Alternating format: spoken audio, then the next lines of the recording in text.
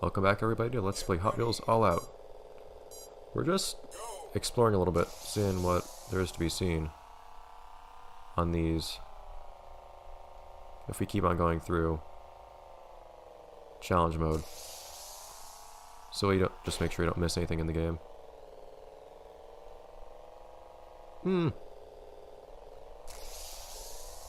There's that one car we never managed to actually name. Didn't become as much of a problem as I thought it would, not having named all the characters. Never named Slider, but it was alright. Not a problem. I'm very surprised I managed to catch up as well as I did just then. It felt pretty good. I feel like I've gone pretty okay at this game in the hour that I've played it so far. An hour and 2 minutes. In fact, not even that if you count only the playtime when I'm not in menus. Why do you do this, game? No, everyone catches up to me. I barely make it through that.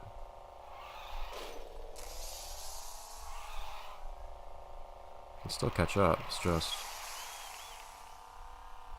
I spent a significant portion of my time playing this game on this one level, so far.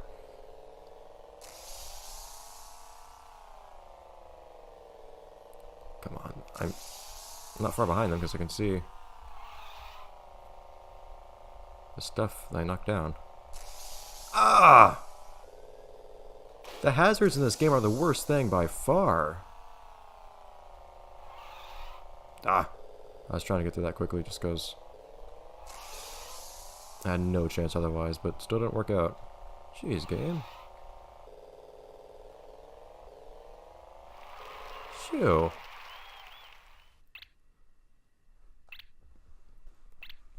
It really does feel like some levels in this game, especially the Volcano levels, pretty much dependent, not so much the first one if you actually manage to figure out where the boulders fall, but this one definitely, because you can't dodge the flames very well.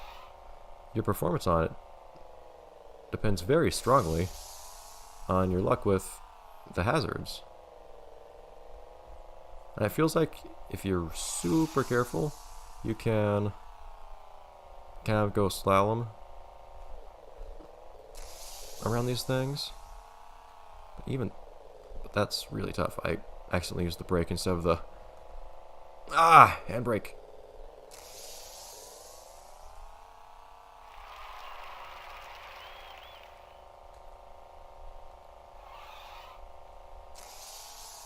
Come on guys, get back here. Of course, sometimes you'll luck out and the AI will have those same problems. The AI is clearly quite susceptible to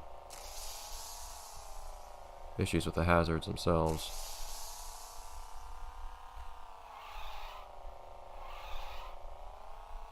I apparently got in first at some point.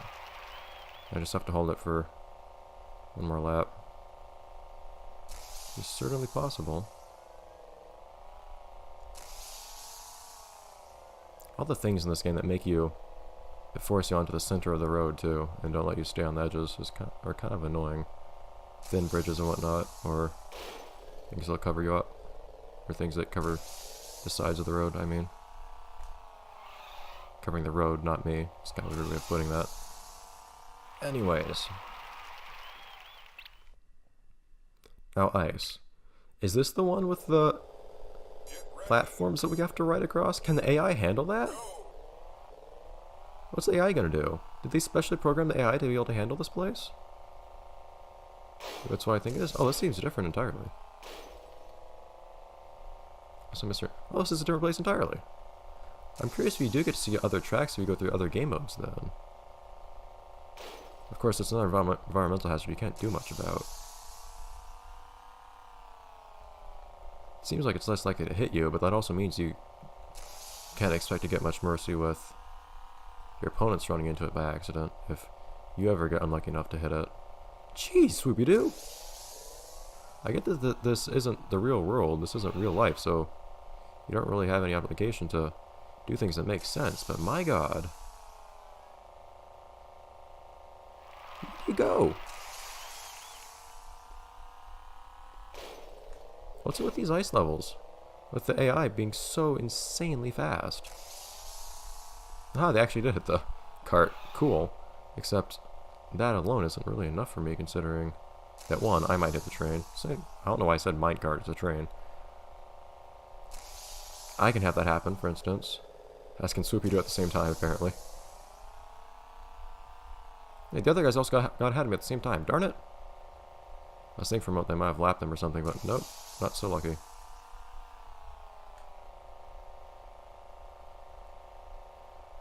We have new challenger now.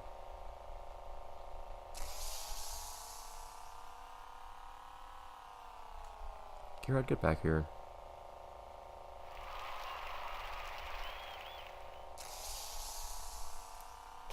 Ah, I hate that! I can't see it!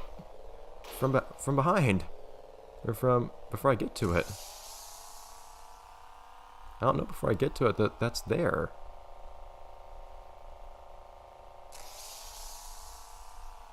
I don't know what the most efficient way of using your boost is, unfortunately. Jeez. Do you want to wait to get fully charged and then go from there, or what? If it's better to use it on straightaways, or if it's alright to use it on turns, or what?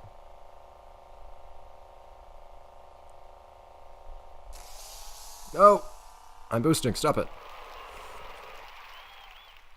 Excuse me? I'm quite sure I won that.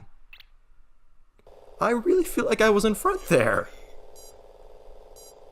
The guy was covered by my speedometer. I was pretty sure I crossed that first. That's not how you do that, Bedlam. My god.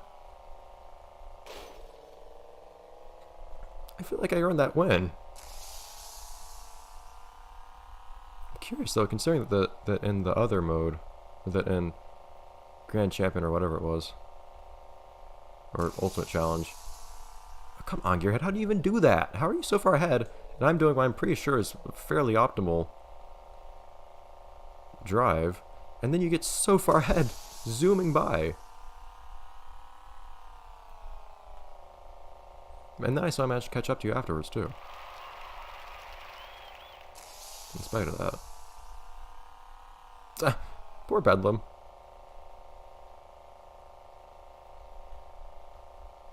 Oh my god. I feel like I have everything dealt with, and then I'm finally getting ahead of some annoying AI, and then somebody else comes up right then and flies ahead. See, I'm not exactly flying ahead of them myself when I'm barely dodging these trains. When I'm boosting. But they zoom ahead of me fairly often. Extremely quickly. See how much faster they are? Why is that? I was also boosting myself when I lost in the last race. Oh my god, Bedlam! See how the race cam got ahead just then, for instance. How'd that happen?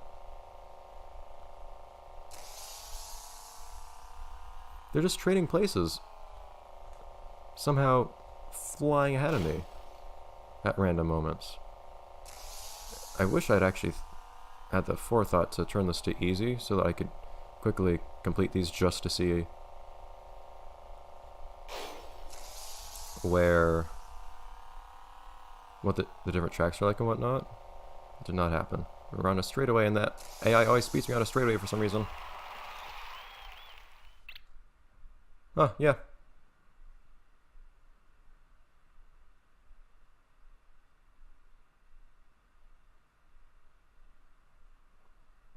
We already won the Ultimate Challenge. Is that all the text? Yeah. No code or anything either. Okay. So that was this game. This very strange game. I acknowledge the people that made this game. Probably not many people. I mean, I expected it to be worse from what I had been told. I actually didn't mind the car selection at all. I would have liked cars that actually had different stats and whatnot. If they did, I couldn't really tell what they were. I don't think they had different stats. And if they had different stats, the game should tell you. I said definitely.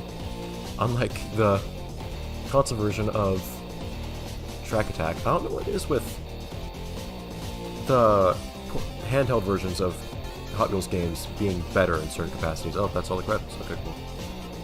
But we get to have music now, so let's just have music for a little bit. Actually, we'd have music if I was in the videos anyways, but whatever.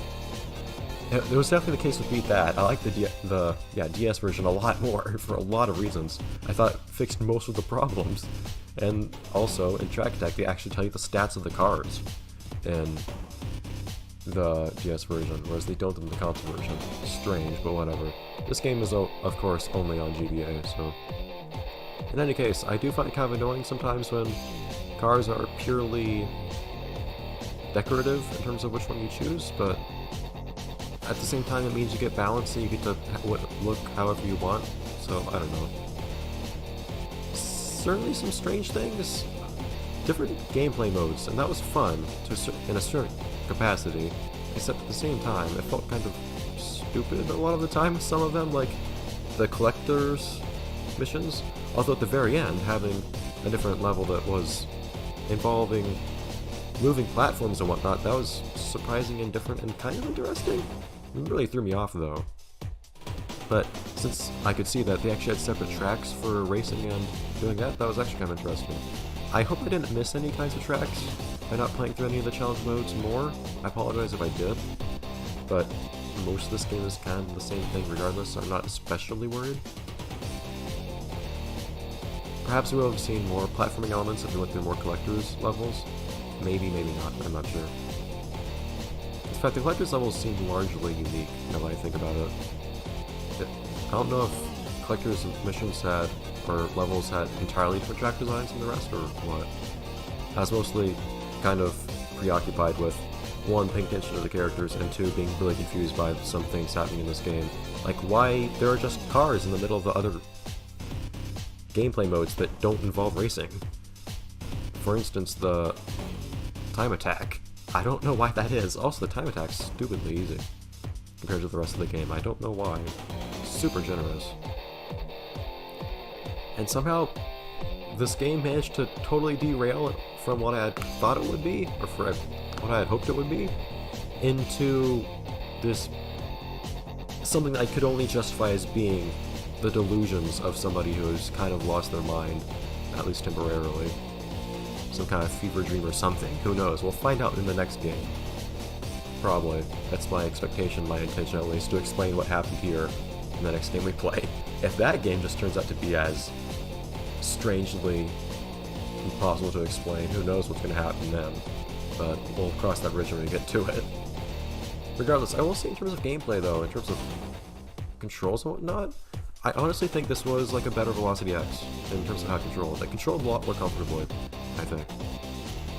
I didn't really like the boost mechanics where you just kind of boost periodically. It's actually basically the same thing Track Attack did. I didn't like what that game did with boosting either. I would have liked if we actually had to earn boost, for example.